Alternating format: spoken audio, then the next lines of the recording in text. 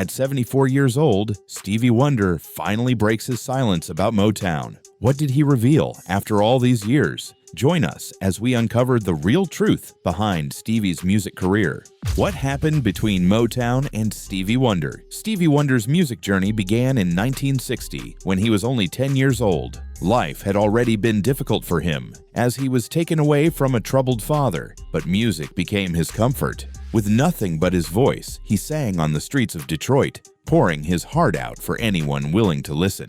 His life changed forever the following year, when fate brought him face-to-face with Berry Gordy, the man behind Motown Records. At just 11 years old, Stevie was signed to the label that would also launch stars like Marvin Gaye, Michael Jackson, and DeBarge. Performing under the name Little Stevie Wonder, he quickly won people's hearts. Though still a child, he was already creating unforgettable songs like Fingertips, For Once in My Life, and Signed, Sealed, Delivered. His talents went even further. He also wrote music for others, like Smokey Robinson when he came up with The Tears of a Clown. But while fame came fast, money did not. Records at the time sold for 98 cents, and Stevie only earned a 2% royalty. That meant he didn't even make a full penny per sale. His talent was priceless, but when it came to decisions at Motown, his opinion carried little weight. Like many artists on the label, he had almost no control over his own music. Still, Stevie was a musical genius, and he wanted more than just to sing songs written for him. He dreamed of creating his own sound with real messages about life and the world. By 1971, he was ready to take a stand. He asked for full control of his work, and when Berry Gordy refused, Stevie refused to continue. Instead, he walked away from Motown and began recording music independently. This bold move worked in his favor. Motown eventually offered him a new contract, one that gave him the creative freedom he had been fighting for. When he turned 21, his first contract officially ended, and he still didn't rush to return. Instead, he used the time to record 2 independent albums. With that music in hand, he came back to Motown, but now on his own terms, with creative control and a bigger share of the earnings. This marked the start of Stevie's golden era. His album Music of My Mind opened the door to a decade filled with brilliance. Over the years that followed, he released 5 remarkable albums in just 5 years, each one loved by fans and praised by critics. His creativity seemed endless, and the world noticed. In that single decade, he won 12 Grammy Awards, including Album of the Year for Inner Visions and Songs in the Key of Life. His influence was so overwhelming that in 1976, when Paul Simon won Album of the Year, he thanked Stevie publicly for not releasing an album that year. But Stevie's mission went beyond awards. He wanted his music to stand for something. Through songs like Living for the City, he spoke about inequality. With You Haven't Done Nothin', he took aim at politics. And with Black Man, he pleaded for unity among races. His songs carried powerful messages, proving that music could inspire change. Even as time moved into the 1980s and 1990s, Stevie kept shining. He wrote soundtracks for movies, including Spike Lee's Jungle Fever. He also became a mentor for younger artists, especially rappers, freely allowing them to sample his work and shape their own sound. Outside of the studio, he never stopped using his voice to draw attention to issues that mattered deeply to him. With his freedom finally secured, Stevie's creativity exploded, and the music he made during those years remains some of the most treasured of his entire career. While we celebrate him for being so bold, let's not forget that he had problems with his eyes, and this has raised a lot of speculations, but it's time to reveal the truth. Dealing with a bad sight. While starting off his career as a child, Stevie still attended Fitzgerald Elementary School in Detroit. So after releasing his very first album, The Jazz Soul of Little Stevie, in 1962, he continued his studies at the Michigan School for the Blind in Lansing. Stevie's blindness has always been a part of his story, but through the years, some people have made wild claims about it. Many fans know he lost his sight as a baby, but others have spread strange ideas that maybe he was never blind at all. These rumors cause confusion even though Stevie himself has always spoken openly about his condition. One of the biggest reasons people point to is a moment from a live performance. In the video, Stevie is seen catching a microphone stand right before it fell. Some say that if he was really blind, he would never have been able to react so fast. But people who understand Stevie's journey explain that blindness does not mean helplessness. Those who cannot see often develop incredibly sharp hearing and touch, which helps them sense things others might miss. So that quick reaction wasn't proof he could see, it was proof of his other amazing senses. Another thing that feeds these rumors is Stevie's love for basketball. He has often been spotted sitting courtside at NBA games. Conspiracy believers argue that if he's so close to the action, maybe it means he can see it. But the truth is, Stevie enjoys the atmosphere. He loves the energy, the sound of the game, and the thrill of being there, even if he isn't watching it like everyone else. Photos of Stevie holding cameras or reaching out to hug people have also been used to question his blindness. Some wonder how someone who cannot see could do those things. But those who know better understand that blindness doesn't mean someone is unable to use their hands. Stevie has spent his whole life learning to rely on touch, sound, and intuition. These moments don't prove that he can see. They only show how much he has mastered living without sight. Stevie was not born blind. He came into the world 6 weeks early, a premature baby who had to be placed in an incubator. At the time, doctors gave premature babies high amounts of oxygen, but they did not yet know how dangerous that could be. Stevie developed a condition called retinopathy of prematurity, which damaged his eyes and caused him to lose his sight. According to medical experts, this condition is common in premature babies. While many cases improve as babies grow, some, like Stevie's, lead to permanent blindness. In an interview years later, Stevie explained that the doctor who treated him simply didn't have the medical knowledge we have today. Another premature baby born the same day as him actually passed away because of too much oxygen. Stevie shared that he holds no bitterness in his heart because the doctor had only been trying to save lives with the information available at that time.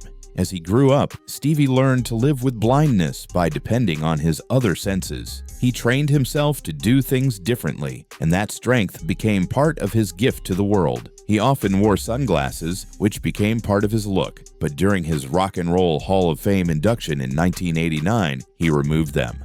At that moment, the world saw just how impaired his eyes really were. Not just that, they also realized how much he had to deal with and improve in order to fit into the music industry. But as if being blind wasn't enough, Stevie experienced a lot of things that almost ended his life and career.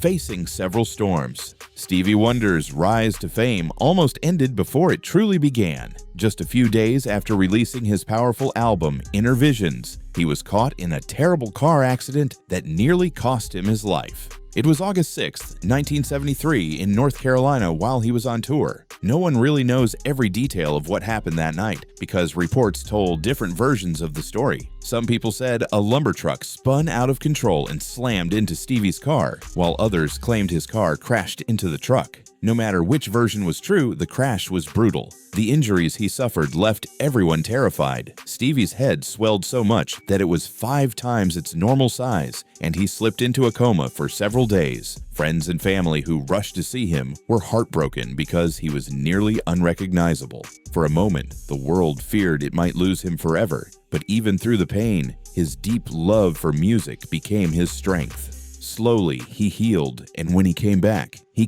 even stronger, showing the world that his spirit was unbreakable. Long before that crash, life in the music world hadn't always been smooth for Stevie. In the early years, despite his incredible talent, he wasn't earning much money. Working under Motown Records, the pay was far from fair. In 1971, he brought in a lawyer named Johannan Vigoda to help him fight for better pay and to protect his career. Vigoda was a strange character, known for his unusual habits. He often dressed in worn-out clothes, walked around Venice Beach looking like he had no home, and carried important legal documents in old airline bags. He even had the odd habit of chewing sunflower seeds constantly. People in the industry used to laugh, saying that if Stevie had been able to see his lawyer, he might have second-guessed hiring him. But despite all the quirks, Vigoda was extremely sharp and tough as an attorney. For nearly 40 years, he worked alongside Stevie, managing his legal battles. As payment, he was given a 6% cut of Stevie's earnings. It may have sounded small, but with millions of dollars involved, that percentage grew into a fortune. Hidden inside their agreement, though, was something shocking. The deal didn't end with Vigoda's death. Instead, Stevie was expected to keep paying that 6% to Vigoda's family even after the lawyer passed away. The surprising part is that Stevie himself admitted he never knew about that clause. Being blind, he had to trust Vigoda to read the contract aloud. Witnesses were present, but it's possible Vigoda skimmed past the sections he didn't want Stevie to notice or used complicated language that made it hard to understand. When Vigoda passed in 2011, Stevie kept sending payments for almost 2 years, but eventually he stopped. That decision sparked trouble. Vigoda's widow stepped forward, claiming Stevie owed them a massive amount of money. She demanded $7 million, saying he was still bound to keep paying, long after her husband's death. Stevie Wonder's battle with his late lawyer's contract did not end quickly. After Vigoda's widow stepped forward, she argued that Stevie was still legally required to keep paying, even though her husband had already passed away. The fight didn't reach a courtroom because both sides decided to settle things in private. What they agreed on has never been made public, so no one knows exactly how much Stevie had to give up, or if he is still tied to those payments even today. Not long after that, another storm surrounded Stevie in 2012. During an interview, he was asked about singer Frank Ocean, who had openly shared that he was in a same-sex relationship. Stevie's answer left many people upset. His comment sounded as though he believed some people who think they are gay might just be confused. He suggested that people sometimes mistake closeness for love and bond in ways that may not always mean romance. He added that while not everyone is confused, some simply prefer being with the same sex, and that is their choice. To many listeners, those words came across as dismissive and painful. Fans and members of the LGBTQ+ community felt he was saying being gay was a mistake or something that could be changed, and they were hurt by it. Stevie quickly realized how his words had been taken and moved fast to explain. In a message to the advocate, he apologized and said his point had been misunderstood. He explained that he has always believed in the power of love above everything else, no matter who someone chooses to love. He reminded the world that through both his music and his life, he had always stood for love, peace, and unity. He clarified that love is love, whether it's between a man and a woman, 2 men, 2 women, or anyone else, and that the real issue the world faces is not confusion, but the desperate need for more love and less hate, prejudice, or division. While many were still disappointed in his first remarks, others felt his apology and clear stance helped heal the damage. That same year, an even more shocking controversy shook Stevie's life, this time from within his own family. His cousin Alpha Walker, who introduced himself as a man from Saginaw, Michigan, suddenly made very serious claims against him. Walker accused Stevie of being a slumlord, saying he allowed his own mother to live in terrible conditions. He went even further, making disturbing accusations about Stevie behaving inappropriately with family members. None of these claims were ever proven true, but they caused gossip to spread quickly and dragged Stevie's name into messy headlines. What made things worse was that Walker wasn't just talking, he was trying to blackmail Stevie. Along with his girlfriend, Tamara Diaz, Walker threatened to release a video that he claimed could destroy Stevie's reputation if they weren't paid. At first, he demanded a shocking $10 million.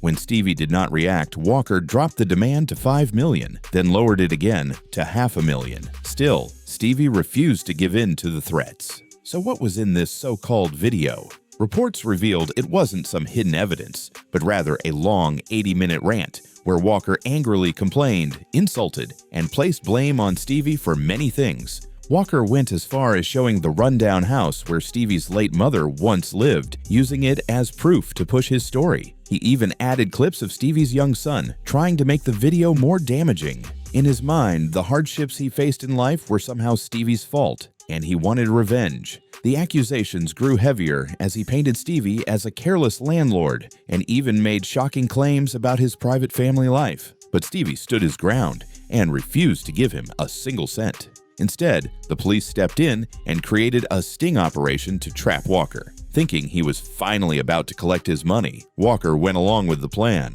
But instead of walking away with a bag full of cash, he ended up in handcuffs alongside his girlfriend. Both were dragged to court, where Walker tried to defend himself by saying he had every right to make and release the video since he created it. His excuse fell flat, and the judge wasn't convinced. In the end, Walker and his girlfriend chose not to fight the charges. They accepted the punishment handed down: 292 days behind bars, probation afterward, and mandatory counseling. His girlfriend received the same sentence. With both of them locked away, Stevie could breathe a little easier, knowing he hadn't given in to his cousin's demands. But this wasn't the only time Stevie's name was pulled into messy headlines. He later found himself tangled in another legal battle with a woman named Angela McAfee, who had once worked closely for him. She claimed she was hired to help him deal with personal health problems like bladder issues, hemorrhoids, and even fungal infections. She also said she put together a braille system in his home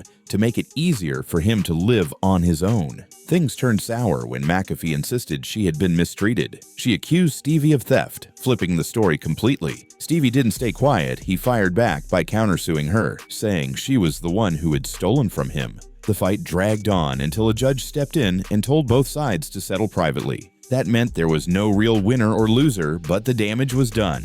The accusations, even if unproven, only added to the long list of controversies Stevie had to carry on his shoulders. Now, when you thought you've seen enough of the controversies, his personal life turned out in ways that shocked everyone. The part we never knew about Stevie: one of the most fascinating parts of Stevie Wonder's personal story is his brief marriage to Syreeta Wright. The two shared more than just music. They shared romance as well. In 1970, they decided to tie the knot, but their union was short-lived, lasting only about a year and a half. The exact reasons for their split have never been fully revealed, but there were whispers of possible infidelity. Before 1975, Stevie fathered a child with Yolanda Simmons, who worked as a secretary at his publishing company. Very little is known about this child, and it's never been clear if this hidden part of Stevie's personal life played a role in his marriage ending. Even after going their separate ways, Stevie and Syreeta managed to keep a good relationship. Despite whatever issues they had, they continued to respect one another. Their friendship endured, showing that their short marriage didn't erase the bond they once shared. Stevie didn't remain alone for long. In 1975, Yolanda Simmons gave birth to another one of his children, a daughter he proudly welcomed into the world. This time, Stevie didn't keep things private. He openly celebrated her arrival, even writing one of his most iconic songs for her, "Isn't She Lovely?" That song, inspired by the joy of fatherhood, became one of his greatest hits and is still adored all over the world. Stevie often said that the birth of his daughter, Aisha Morris, gave his life a new sense of purpose, both as a man and as a musician.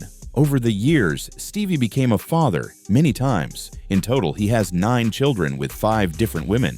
In 1983, he welcomed another son, Mumtaz Morris, with Melody McCulley. He also has a daughter named Sophia and a son named Kwame, with a woman whose name has never been made public. Later, Stevie married his second wife, Kai Millard Morris, and together they had 2 sons. Their oldest, Kayland, has even joined his father on stage as a drummer. Their youngest, Mandela, was born on May 13, 2005, a date that made the day even more special because it was also Stevie's 55th birthday. Years later, in 2014, Stevie became a father once more with his current wife, Tamika Robin Bracey. Together, they welcomed a baby girl named Nia, a name that carries the beautiful meaning of purpose. Around that time, there were rumors spreading that Stevie was expecting triplets, but those stories were not true. As his family grew, so did his career. Stevie was never just a singer. He was a gifted songwriter, producer, and multi-instrumentalist who could play the piano,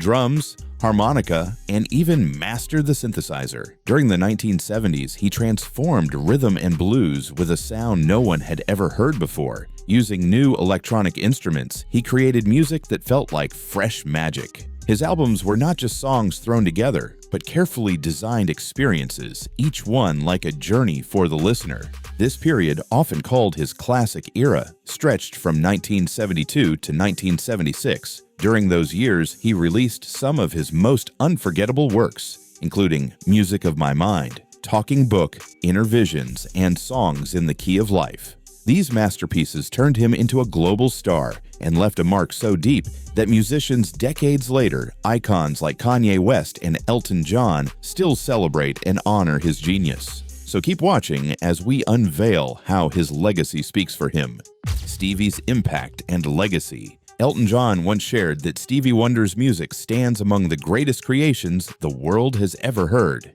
And truly, Stevie's brilliance has never been limited to just his voice or melodies. He was one of the first musicians brave enough to step into new territory by experimenting with digital recording. In 1979, with his album Journey Through the Secret Life of Plants, he embraced fresh technology that most artists at the time had never touched. His courage to try new sounds kept his music alive, original, and always ahead of its time. Through his journey, Stevie has reached heights that very few artists have ever achieved. He has taken home 25 Grammy Awards, more than any other solo performer in history, with 3 of his albums being crowned Album of the Year. His name also shines on the Hollywood Walk of Fame, and he proudly stands among the legends in the Rock and Roll Hall of Fame. Songs like Superstition, Signed, Sealed, Delivered I'm Yours, and I Just Called to Say I Love You remain timeless treasures, still sung with love by fans across every corner of the globe. But Stevie Wonder's story is bigger than music. In the 1980s, he became a powerful voice for justice, leading the movement that helped make Martin Luther King Jr.'s birthday a national holiday. His message has always been filled with love, unity, and equality, using his gift not only to entertain, but also to bring people together. As one of the most iconic figures of popular music in the second half of the 20th century, Stevie is celebrated as one of the most successful songwriters and musicians of all time. During his peak, he was practically a one-man orchestra, blending funky keyboard rhythms with electronic instruments that reshaped rhythm and blues. He didn't just make albums, he crafted experiences. Each project was carefully woven together with themes, sounds, and stories, turning his records into complete journeys for the listener. His era of genius, often called his classic period, ran strong between 1972 and 1976, though some believe the seeds of that brilliance first appeared in his 1971 project, Where I'm Coming From. Stevie's artistry only grew deeper with albums like Music of My Mind and Talking Book, where he took full control of production, piecing together songs like chapters of a story, forming concept albums that felt both personal and groundbreaking. By 1979, he was already exploring cutting-edge tools like the melodeon sampler, making Journey Through the Secret Life of Plants not only his first digital project, but also one of the earliest popular albums to ever use such technology. From then on, digital recording became a part of his creative process. So what do you think about Stevie Wonder's life? Do you think he was brave enough to challenge Motown and the music industry in general? Let us know in the comment section. If you want more interesting revelations about your favorite celebrities, be sure to like, subscribe, and watch the next video shown on your screen. See you there.